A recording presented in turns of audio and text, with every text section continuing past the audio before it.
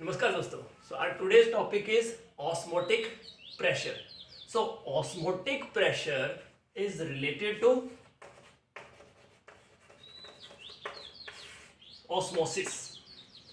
So first try to understand what is osmosis and how this osmosis differentiate from diffusion.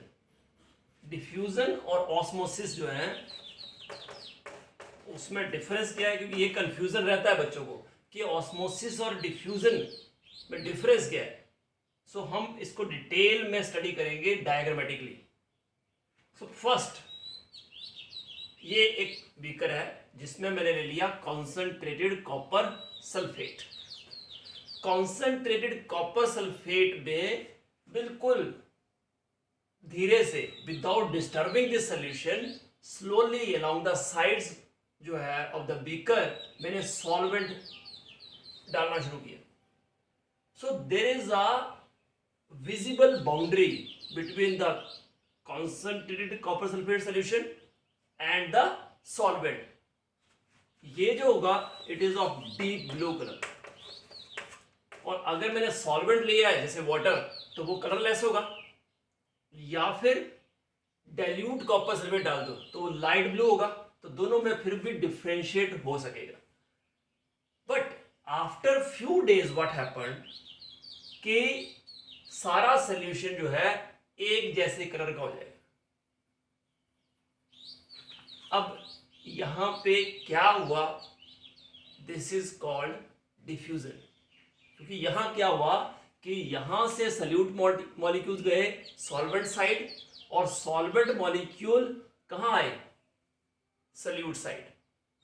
ठीक है, इसलिए uniform हो गया ये पूरा solution. So this type of process where there is a spontaneous movement of solute molecules from the solution और concentrated solution and solvent molecules from the pure solvent और dilute solution is called diffusion. ठीक है, अब आ जाओ इस side. यहां पे दो सॉल्यूशन है बीकर में और बीच में एक मेम्ब्रेन है जिसको बोलते हैं semi permeable membrane. Semi means आपको पता ही है half. Semi permeable means it permit the molecules but only solvent molecules. किसको परमिट करता है मूव करने के लिए, सिर्फ सॉल्वेंट मॉलिक्यूल इसमें से पास हो सकते हैं. Solute molecules cannot pass through it. तो इन दिस वे ये जो मूवमेंट होगी ओनली सॉल्वेंट मॉलिक्यूल्स की. अब सॉल्वेंट मॉलिक्यूल कहां से मूव करेंगे, यहां ज्यादा सॉल्वेंट होगा to less solvent.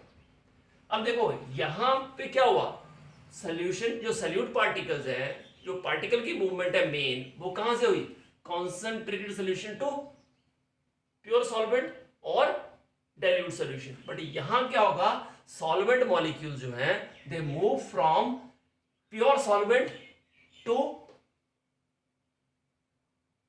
concentrated solution, or we can say dilute solution to concentrated solution.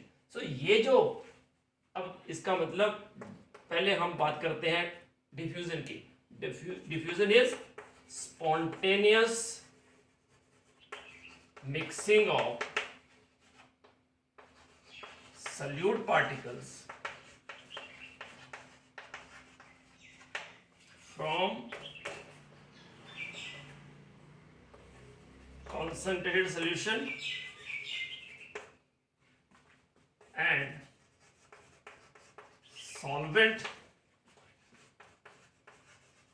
particles from pure solvent or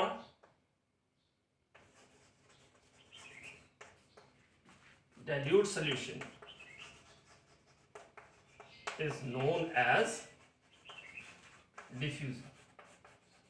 So diffusion is spontaneous mixing of solute particles from concentrated solution and solvent particles from pure solvent or dilute solution, that is called diffusion.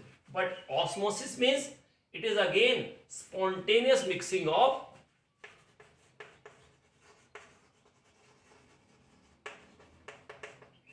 spontaneous we can say movement of solvent molecules कहां से, from pure solvent or dilute solution to concentrated solution, right? और कहां से, through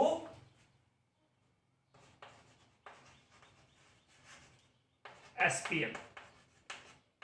यहां पे ये जो semi permeable membrane है उसको शॉर्ट में हम क्या लिख देते हैं, SPM। SPM is required, it is necessary for osmosis, but diffusion के लिए there is no need of it. यहां कोई मेम्ब्रेन नहीं है, सॉल्यूट और सॉल्वेंट दोनों मूव कर सकते हैं, और यहां पे जो पार्टिकल की मूवमेंट है मेन, वो कहां से होगी, movement is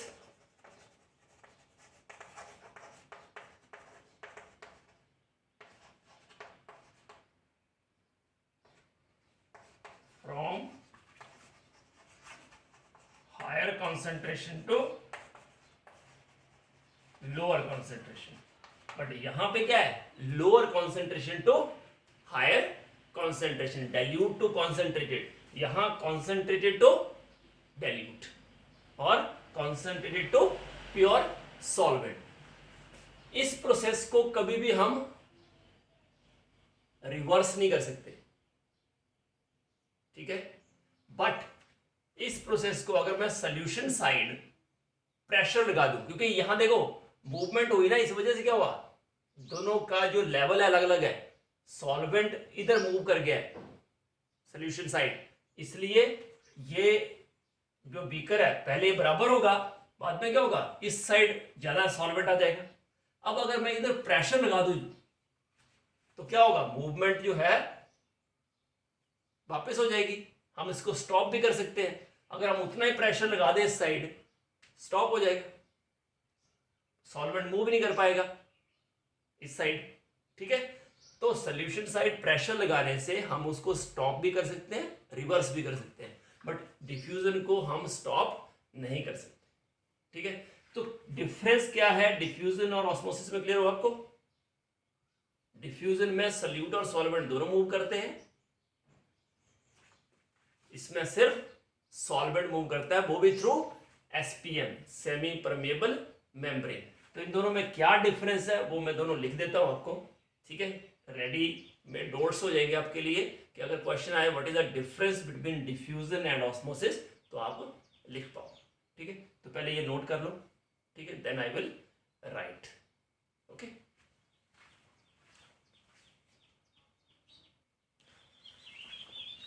So these are the difference between diffusion and osmosis.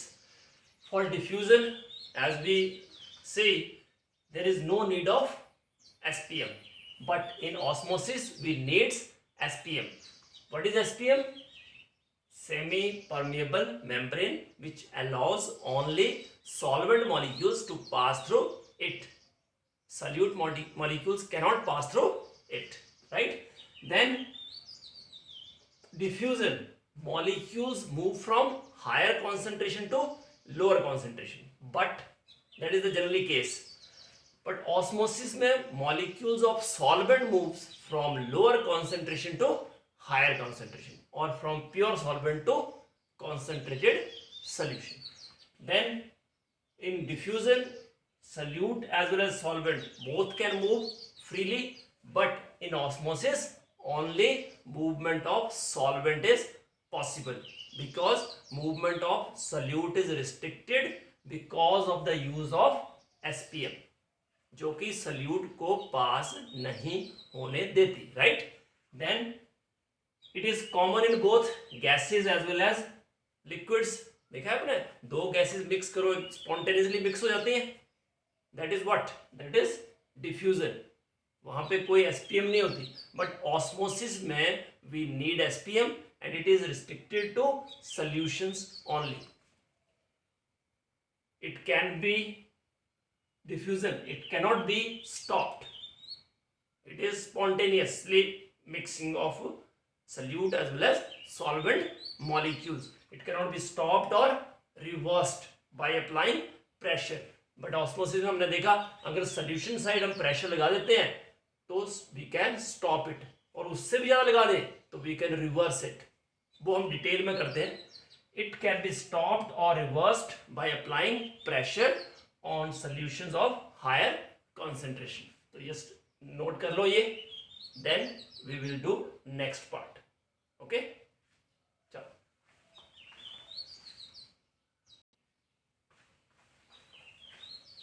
Now let us try to understand osmosis in depth. अब देखो ये दो बीकर मैंने लिए हैं. There is an egg. ये जो एग है इसकी आउटर जो लेयरिंग है उसको हटा दिया है. आउटर लेयरिंग क्या होती है? Calcium carbonate. अगर उसको हम HCl में डाल दें, कॉन्सेंट्रेटेड HCl में, तो वो डिजोल्व हो जाती है. और उस जो लेयर होती है beneath that outer shell, that is actually SPM. ठीक है ना. तो सेमी परमेबल मेम्ब्रेन जो है उसके साथ रखा हुआ, लिखा है एग विदाउट आउटर शेल. ऐसे पानी में एग डाल दोगे तो कुछ नहीं होगा, बट एग का आउटर शेल रिमूव करके अगर हम उसको जेंटली वाटर में डालते हैं तो होगा क्या? देखो इसके अंदर जो लिक्विड है इट इज मोर कॉन्सेंट्रेटेड, बाहर क्या है? Water.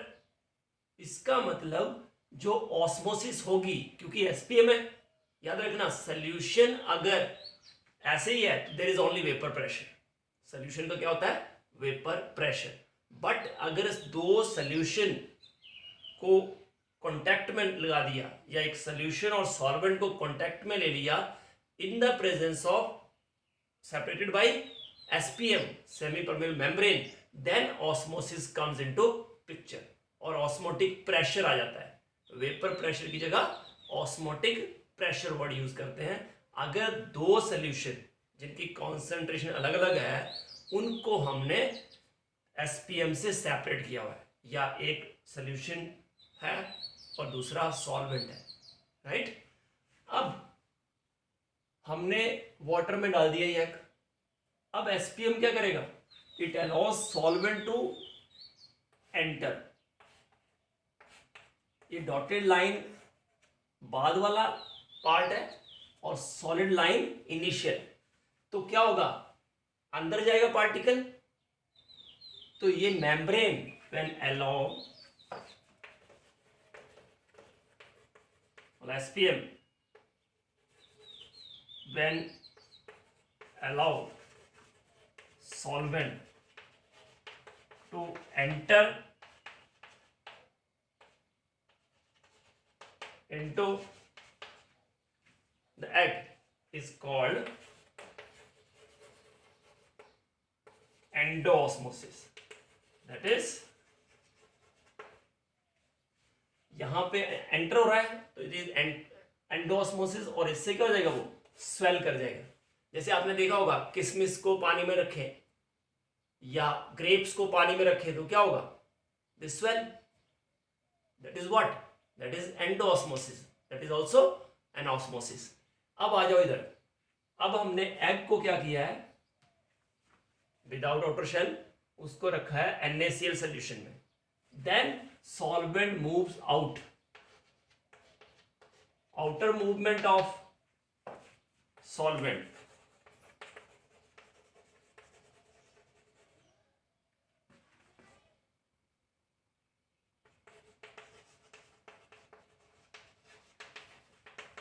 is known as exosmosis. ये क्या है? Exosmosis part. और इससे क्या होगा? अब पानी बाहर चला गया तो वो क्या हो जाएगा? श्रिंक.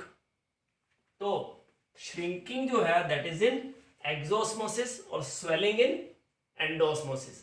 तो ग्रेप्स को आप NaCl कॉन्सेंट्रेट में डाल दो, सोल्यूशन NaCl का लो और उसमें ग्रेप्स डाल दो, दैट श्रिंक्स. ठीक है. कोई भी फ्रूट, क्योंकि फ्रूट की जो आउटर लेयरिंग होती है वो भी क्या होती है? SPM. ठीक है. तो समझ आ गया आपको एक्सोऑस्मोसिस और एंडोऑस्मोसिस क्या है? कर लोगे? ठीक है. तो ये नोट कर लो. फिर हम करते हैं सेमी परमेबल मेम्ब्रेन कितने टाइप की होती है, वो वाला टॉपिक टच करते हैं. ठीक है. इसको नोट करो.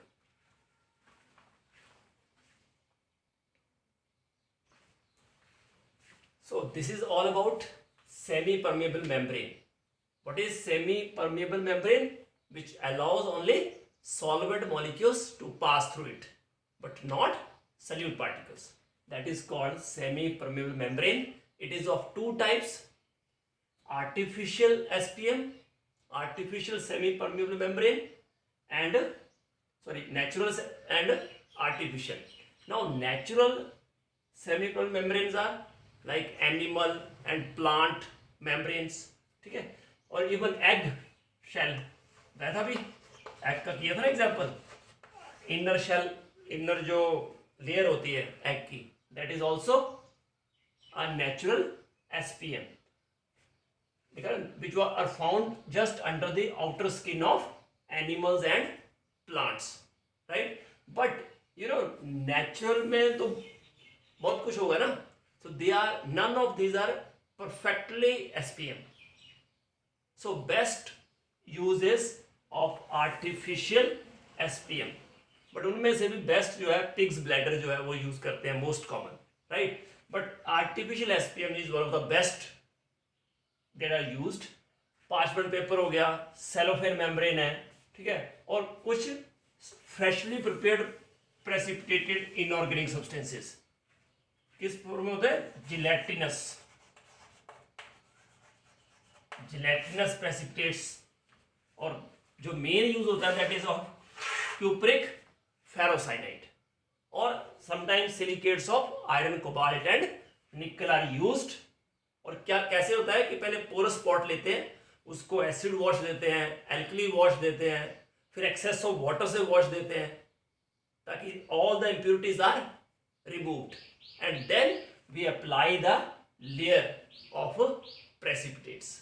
वो भी ऐसे नहीं, पहले पोटेशियम फेरोसाइड लेते हैं, कॉपर सल्फेट लेते हैं, ठीक है, इस तरह से वो पूरा स्पॉट के ऊपर पूरी प्रेसिपिटेट्स की लेयर बन जाती है, and that act as a SPM, right? So in this way we can achieve the artificial SPM. So both natural and artificial SPM you have to remember कौन कौन से examples हैं, right? और what is SPM, तो ये note कर लो. अब हम बात करते हैं ऑस्मोटिक प्रेशर, और उसको भी हम डायग्रामेटिकली समझेंगे पूरा, right? So just note down.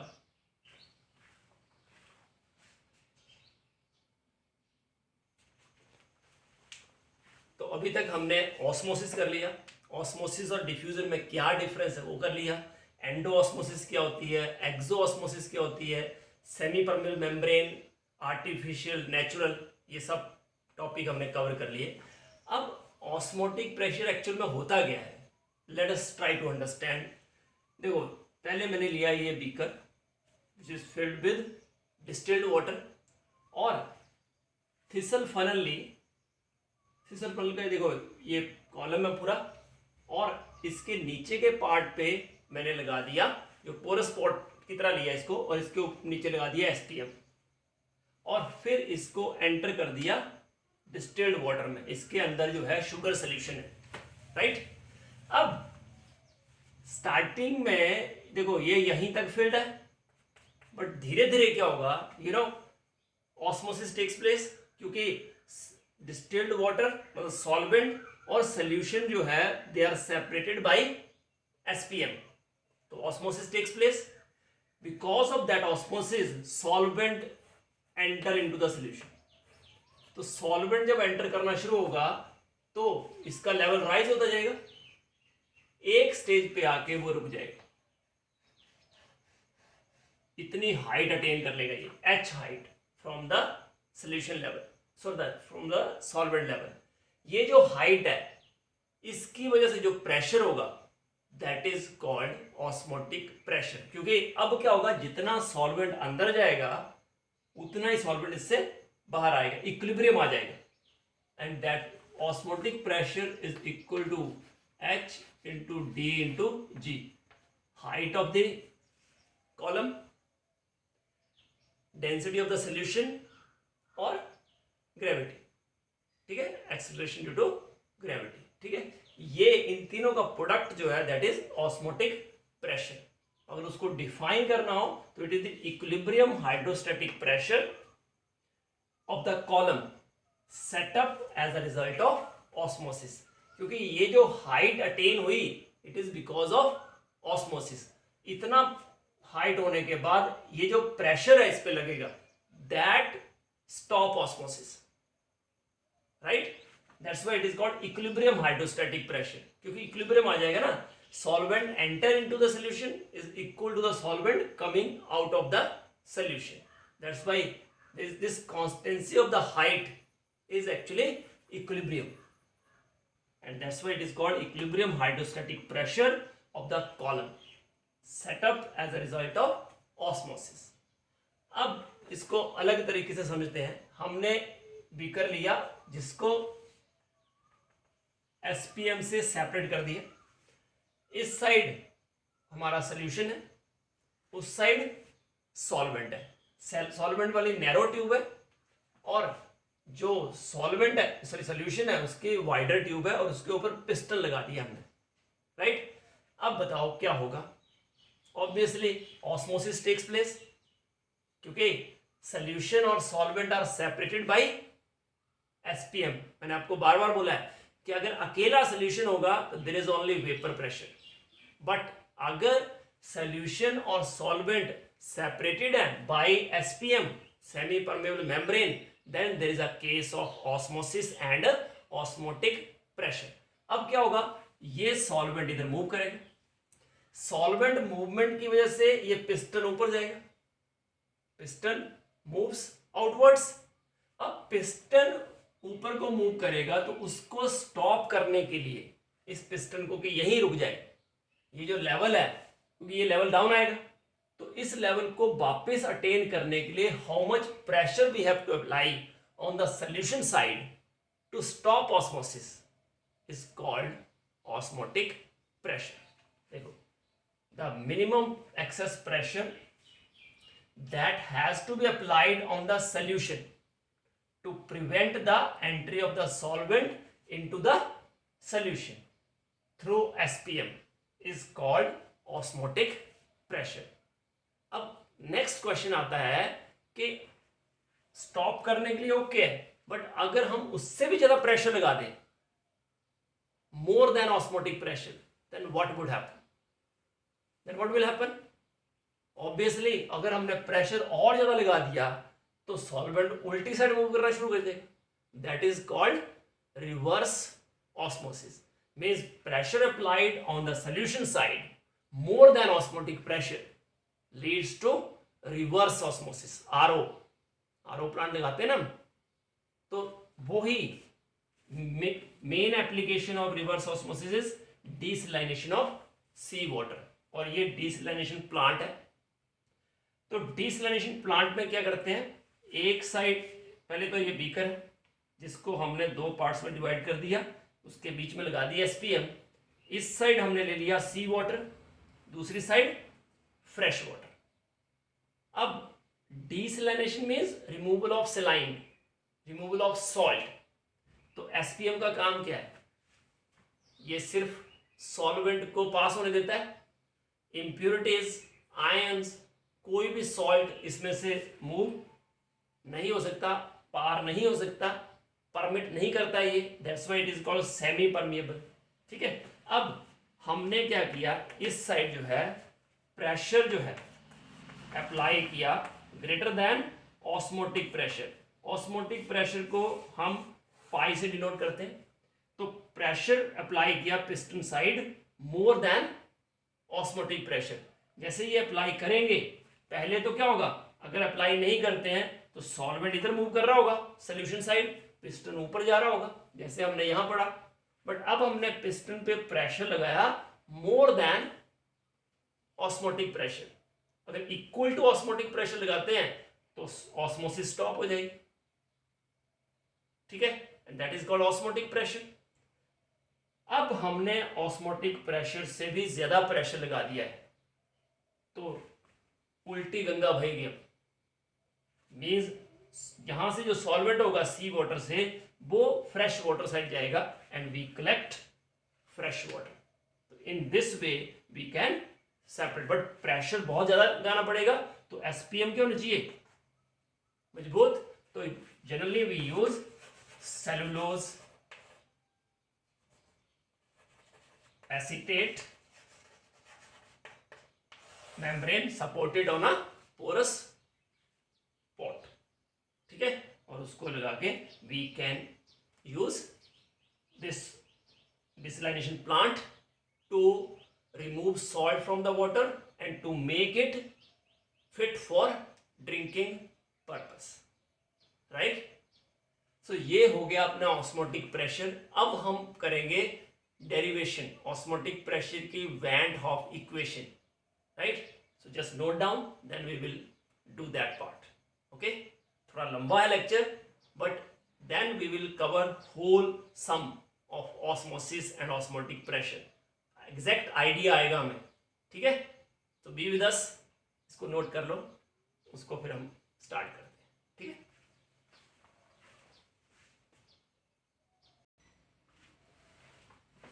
These are laws of osmotic pressure. Actually, Van 't Hoff studied the data obtained by different workers, and he concluded that there is a close similarity between the gases and dilute solutions. Means the laws which are applicable to gases can be applied to dilute solutions. उसने ये mention किया, और उसके base पे उसने laws दिए, जैसे Boyle's law है, चार्ल्स लॉ है, देयरफॉर गैसेस। तो वैन 't Hoff ने बोला कि these laws can be applied to dilute solutions, तो उसको उसने बोला Boyle van 't Hoff law. तो according to van 't Hoff law, Boyle van 't Hoff law, उसने बोला कि व्हेन टेम्परेचर इज कांस्टेंट, जो प्रेशर है उसमें क्या होता था, प्रेशर ऑफ द गैस, यहाँ क्या है वो osmotic pressure. तो osmotic pressure of the dilute solution is proportional to concentration, और that means pi over c is constant, और the c जो है it is the 1 mole of solute dissolved in v liter of solution। तो pi क्या हो जाएगा 1 upon v, क्योंकि c क्या होता है n upon v, और v if it is a volume containing 1 mole of the solute, then C equal to 1 upon V.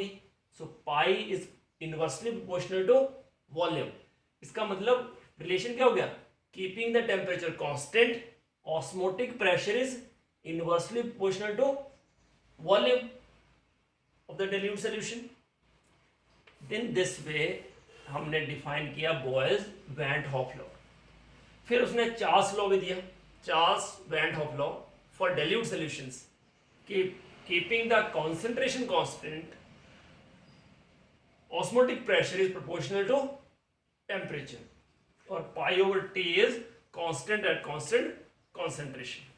ये दो लॉ देने के बाद उसने दोनों लॉज को कंबाइन किया कि according to Boyle's van 't Hoff law pi is proportional to concentration, Charles van 't Hoff law के according pi is proportional to temperature, that means we get pi is proportional to concentration into temperature, and if R, which is same as gas constant, value same 0.0821 liter atmosphere per Kelvin per mole, or 0.083 liter bar per Kelvin per mole,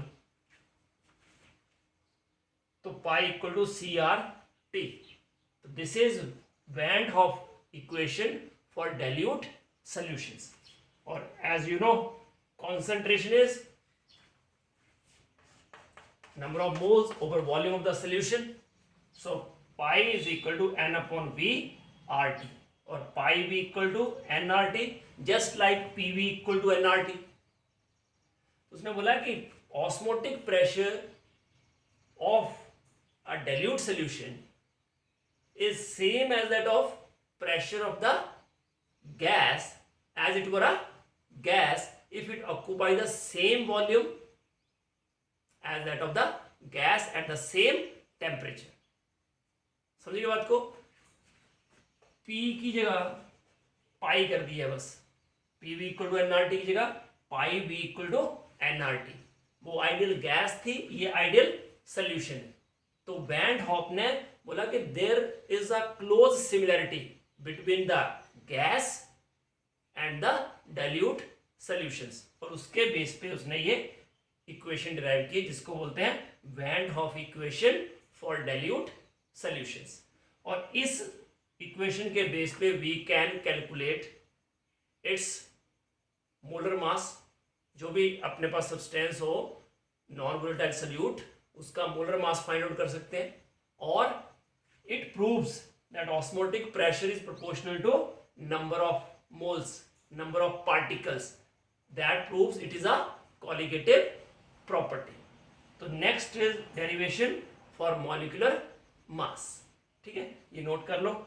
फिर हम इसके molecular mass कैसे determine करते हैं by using this equation, Van't Hoff equation for dilute solutions, वो करते हैं। ठीक है,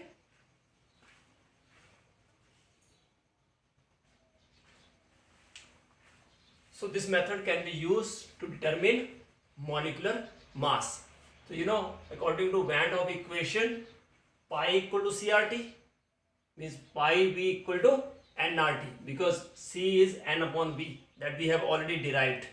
Now if WV is the amount of solute dissolved in V liter of the solution and MB is the molecular mass, then number of moles is equal to weight of the solute divided by its molecular weight, and pi V becomes equal to WB by MB RT. So MB is equal to weight of the solute in grams, R वही gas constant, T temperature in Kelvin, pi osmotic pressure, and V is the volume in liter. Keep in mind, V is in liter, right? Now this method actually it is difficult to operate because it involves volume, right? And you know, it is difficult to measure volume accurately, but it has some advantage. So osmotic pressure has advantage for the determination of molecular masses of higher substances having higher molecular mass, like proteins, biomolecules, polymers, macromolecules. For that, those molecules we can use this method. It is one of the most suitable method for them. Why is it so? Because of two reasons. Because you know, polymer, proteins, macromolecules, their solution, their solubility is very less. So solution is very dilute. That's why changes observed in these properties like elevation in boiling point, depression in freezing point is too small to be measured. It is very small, like of the order of 0.00001 Kelvin for substances having molecular mass 10 raised power 6 gram per mole. But for the same solution of osmotic pressure is of the order of 10 raised power minus 3 atmosphere, or that we can convert into mm, because 1 atmosphere is 760 mm, so that can be measured easily, right?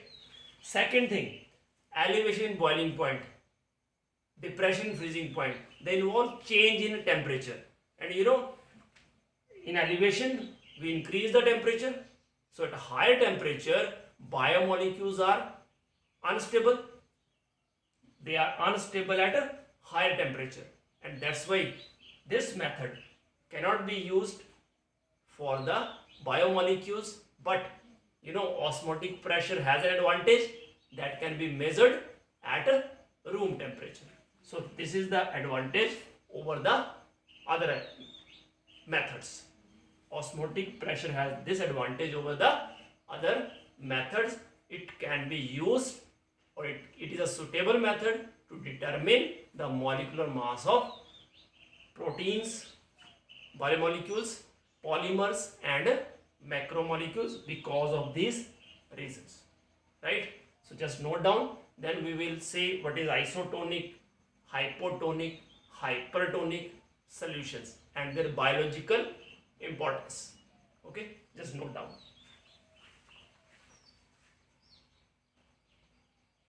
So now let us study what is isotonic hypotonic and hypertonic solutions. So iso, as the name suggests, same. Isotonic means solutions having the same osmotic pressure. दो solution side by side रखें और दोनों का osmotic pressure same हो, that is called, they are called isotonic solutions. और याद रखना, जब दो solution जिनका osmotic pressure same है side by side रखेंगे and separated by SPM, there is no osmosis. याद रखना है, ठीक है. और उसको और क्या बोलेंगे, आइसोऑस्मोटिक सॉल्यूशंस, क्योंकि सेम ऑस्मोटिक प्रेशर है इसलिए, ठीक है. और टेम्परेचर सेम पे होगा, तो इसका मतलब pi equal to CRT van Hoff equation है for dilute solutions. Temperature same, R तो कांस्टेंट ही होता है, तो पाई 1 और पाई 2 अगर दो हैं तो इसका मतलब C1 और C2 ही डिफरेंट होगा. तो अगर पाई 1 और पाई 2 सेम है तो C1 और C2 भी सेम होगा. इसका मतलब isotonic solutions have same concentration, right? जैसे एग्जांपल है ये कि जो 0.91% सोल्यूशन होता है प्योर NaCl का, it is isotonic with RBC.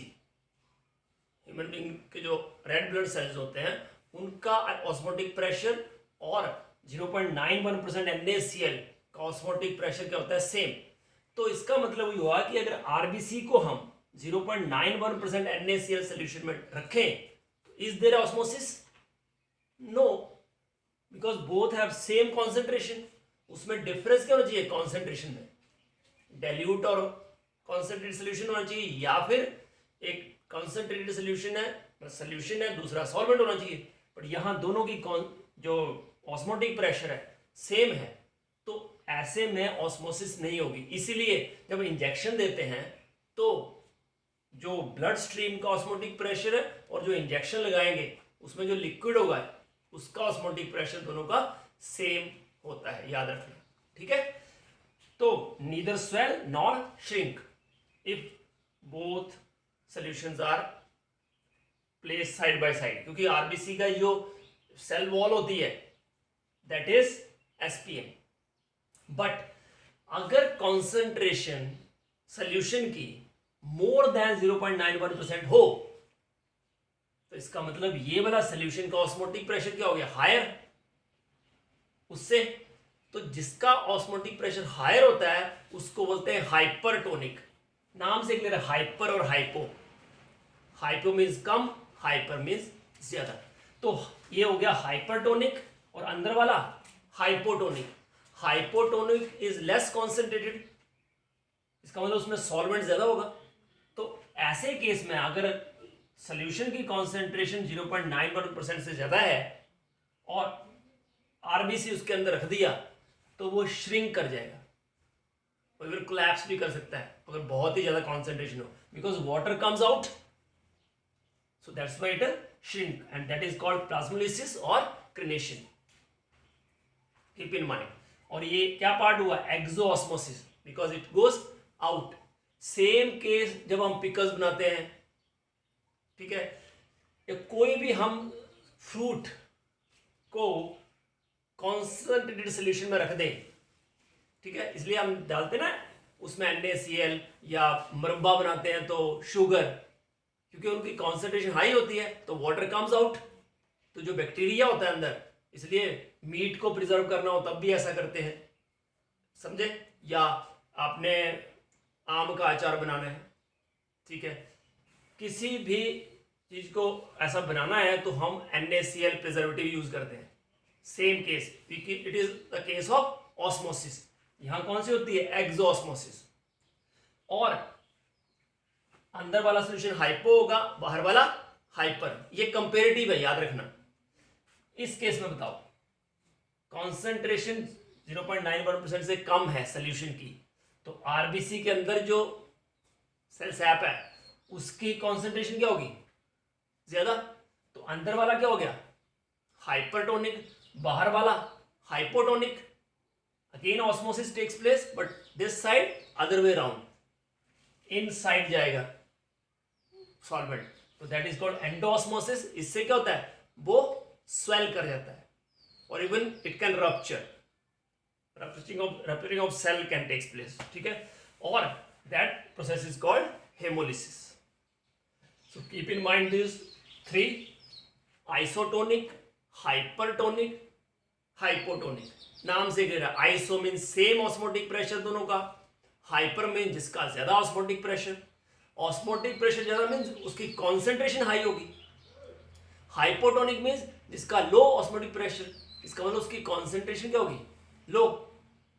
अच्छा, एडेमा जो है वो स्वेलिंग हो जाती है, पफीनेस आ जाती है, कईयों के, कुछ लोगों के स्किन में पफीनेस आ जाती है. क्यों? क्योंकि जो भी they take more salt, people eating lot of salty food, that experience retention of water in their tissues or intercellular cells, and that's why there is that is because of osmosis, right? And that swelling or puffiness is called edema. फिर और application ले लो आप कि जब आप soil से root में जाता है वाटर, तो it is because of osmosis, क्योंकि सॉइल में वाटर कंटेंट ज्यादा होगा और उसके जो रूट है उसमें कॉन्सेंट्रेशन ज्यादा होगी सोल्यूशन की, तो वो बन जाएगा हाइपर, और बाहर वाला बाहर वाला हाइपो हो जाएगा, अंदर वाला हाइपर, तो ऑस्मोसिस अंदर होगी, तो रूट में चला जाएगा पानी. फिर रूट से ऊपर की तरफ मूव करेगा, अगेन बिकॉज ऑफ ऑस्मोसिस, क्योंकि वाटर कंटेंट नीचे ज्यादा होगा ऊपर कम, इसलिए लीव्स के size, length, growth of plants, ये सब डिपेंड करता है ऑस्मोसिस पे. इवन हम गार्गलिंग करते हैं सॉल्टी वाटर से, that is again a process of osmosis. In animals water moves in different parts of the body because of osmosis. So these are all significance of osmosis in biological systems. So this is all about osmosis. Thank you very much for watching this video.